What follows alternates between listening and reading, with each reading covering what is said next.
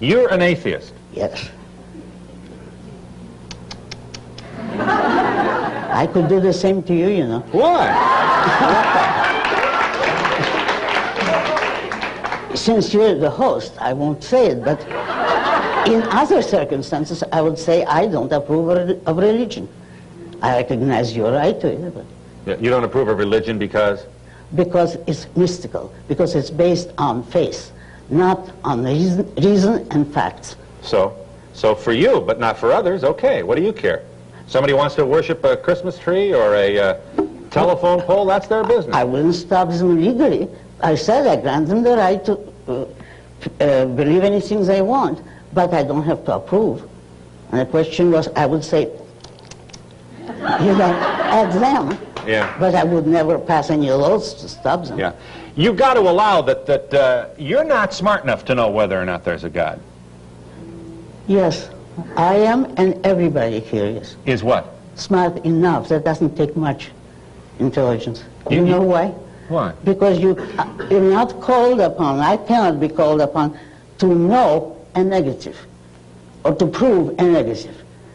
If there is a God and you prove it, that's fine. But you can't tell me you can't know that there isn't. I would say, yes, I know that there isn't because I've been given no evidence. Why can't we have you say, Mr. Donahue, I can't prove there's a God, so I just have to take a pass on that one. No comment. I don't know. Why don't you say I don't know rather than I'm sure there isn't? Because you can't accept, even as a hypothesis, something for which there is no evidence. You've got to be impressed with the universe. When you see order in the universe, this wasn't an accident, Miss Rand. Oh, now you've got to give me a few minutes. What do you think would happen in a disorderly universe? In a disorderly universe? What's the concept of order? What does it have to do with the things which exist?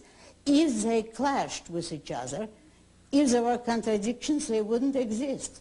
There is no such thing as a disorderly universe. Our whole concept of order comes from observing reality. And reality has to be orderly because it's the standard of what exists. Right. So the contradictions cannot exist. Okay. Well, how in the world did we get all this order? Aren't you impressed with that?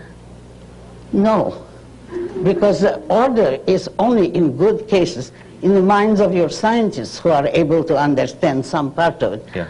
But there isn't an artificial order in the universe, and it's not chance. What would be the alternative? Nature. That the universe, and remember, the universe is everything that exists, has always been here. Because you cannot discuss or know anything about what was here before anything existed. A zero The question's doesn't absurd. exist. The question is absurd. That's what was right. here before there was something here? Exactly. If there was something here before there was something here, then there was Right. something there already.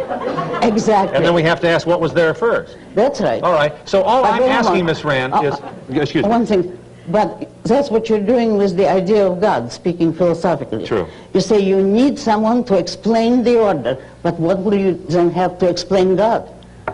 You have to take what exists as a fact, and you start with what exists, and you see how much you can learn about it. I still have a lot of problems with, I think atheists are as arrogant as many of the so-called Christians or religionists that you decry.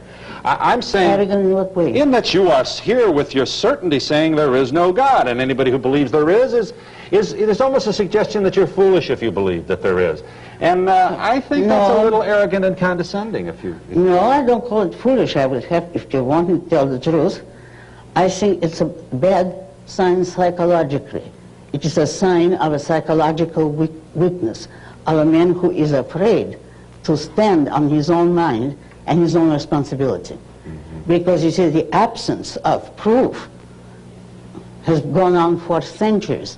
Every argument for the existence of God is incomplete, improper, and has been refuted, and people go on and on because they want to believe. Well, I regard it as evil to place your emotions, your desire, above the evidence of what your mind knows. Okay. The real issue here, as far as man is concerned, is that when you accept All right. such an important issue as the creation of the universe, Yes. on faith, you're destroying your confidence and the validity of your own mind.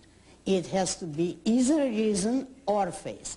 I am against God for the reason that I don't want to destroy reason. I don't... Give us a chance, all right? We appreciate your zeal, but if you continue that, it's going to make it difficult for the other people to absorb what's going on here. He says, how can I be against God? I'm against those who conceived that idea. Yeah, but tell us why. Tell us why. Because then it gives man permission to function irrationally, to accept something above and outside the power of their reason and superior to reason. And religion or the God concept or faith or worship has people thinking of life as a veil of tears through which you will probably not get without falling. You are essentially an evil person who is bent toward... Well, most religions do preach just that. And you don't believe that? God, no. Why can't I be a reasonable philosopher walking around wondering what it's all about, struggling, striving, trying to understand, enjoying the quest and the journey, and then in the last little part of my consciousness I say, I know you're there somewhere. I don't understand why you did it this way, but I certainly can't wait to die and find out. Because that... Tell me, I'm not grandstanding. Do you understand that? Are you? I'm not trying to be cute now. I'm honestly trying to understand, and I know that it's easy to step on a person of your controversial view and wave a flag, and I don't want to do that. No, but I know. do you appreciate the question? Do you understand? Why are those two things not possible? Yes, you said it, I think, unintentionally. You said, so I can't wait to die and find out. That, I am serious, is one of the results of acting on faith. You can't wait to get out of this life. And what's wrong with that? Because this life is wonderful, as you said. Because if you look at the universe, it's wonderful. I tend to think of this whole thing as ongoing, that there is an eternity, and that we are going to be a part of that eternity, that we aren't just corpses in graves when we die. But we aren't corpses and graves. We are not there.